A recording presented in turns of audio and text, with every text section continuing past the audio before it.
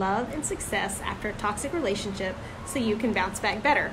And I actually just recorded another live in this group, but I think my wireless cut out. So you get 2 videos today, which is super unusual, but I had more I wanted to say. So yay for 2 live videos today.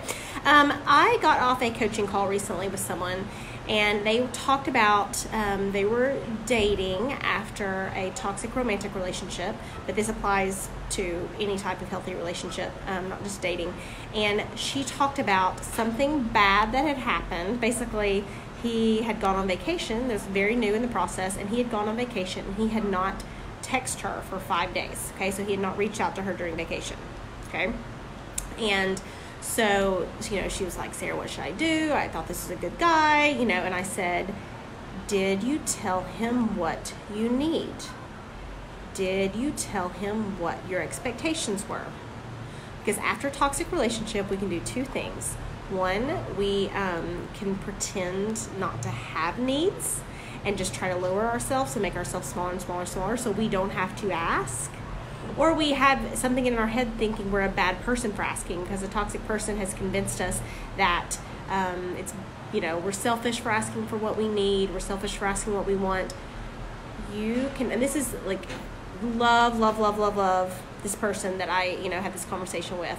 Worked with her for a while, and I was like zoned in. I was like, whoa. Okay, so something happened in the dating process, or with a parent, or with a cousin, or with someone at work that you didn't like, and you're trying to decide to stay or go or set boundaries, but you never told them what you needed.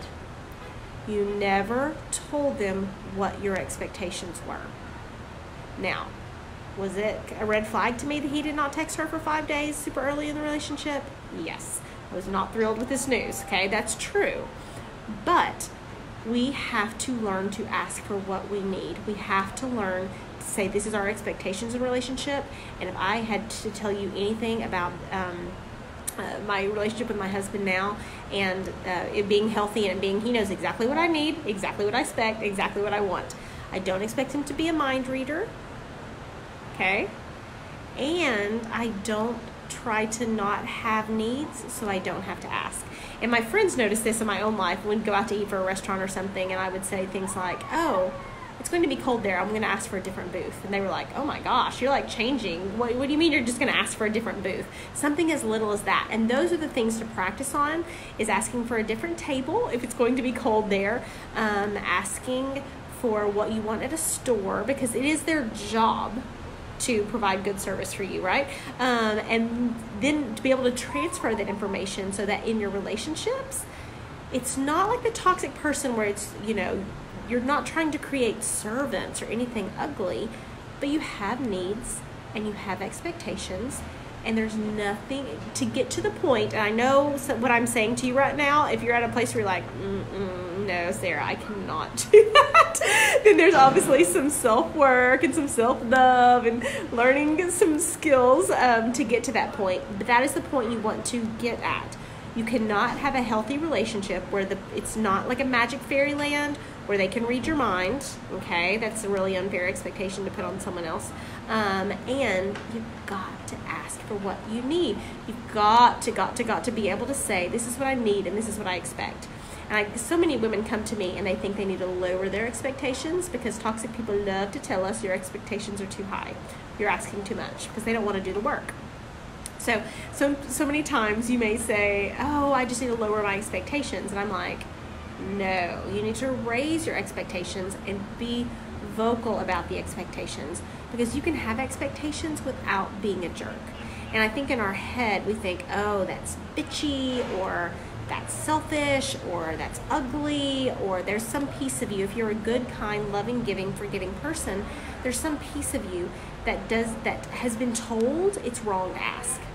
And there's an entire book on this about women don't ask. And that's one of the reasons that women make less than men in the workforce, because men are they've been culturally taught that it's okay to ask. It's okay to ask for what you want.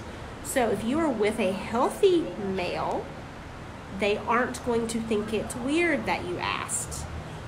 If you're with an unhealthy male and they don't want you to ask, there's your red flag, right? There's your sign. If their goal of the relationship is for their needs to be met and you not have any needs, that is data for you. That is gold data that you, they're probably not going to change. They're not looking to change. And if they are going to change, there's going to have to be some serious consequences in place for them to change. Because if you're with a healthy male, guys ask for stuff all the time. And that's one of the things I learned from my husband. It was like, what do you mean you can just ask for what you want, or ask a waitress to take care of that, or ask someone? He was like, he grew up in retail, and so he's like, yes, that's her job. And I was like, oh, I thought I was a bad person if I did something like that. And it doesn't really matter if you're a little bit cold at a restaurant, but the practice of learning to ask and seeing how other people receive it, and that it doesn't mean the world is going to fall down and things are going to be on fire and you're a bad person and whatever else junk goes on in your head. But learning to take baby steps towards asking, because if it's a healthy relationship, coworker, parent, partner, sibling, it is okay to ask. And if you cannot ask, you will end up in toxic relationship after toxic relationship after toxic relationship after toxic relationship. I promise you that. Anything I can say, if I could, tattoo it. And when I was talking to this client about it, I was like, I just want to tattoo this on your forehead, because if you don't learn to ask, you will never be in a position to figure out if they're going to be able to accept your no, or expect no. If you never have expectations, then you'll never know if they will meet your expectations. If you never tell someone no, you will never know how they respond to your no. So then you will drag out a toxic relationship, or maybe they're trying to change. Maybe you have a parent that you've set boundaries with and they are looking to change. But if you don't ask and you don't have expectations and you don't tell them no, you never collect the data to see if they are really changing. You just avoid. And if you've been in a toxic relationship, you're probably really good at the avoidance game. It's kind of like this social distancing we're experiencing right now with Corona. And that's a plane flying. You can see the beach. Hopefully you can see the sunset. I was trying to get it on the video, but it didn't look as good. So if you never say, I'm quarantining myself at the beach. If you never say no, if you never have expectations, if you never say, this is what I need from you, then you never get a chance to see if they're going to step up to the plate, if they're worth being in a relationship with. Okay, so you don't have to be a jerk. I'm not talking about being selfish.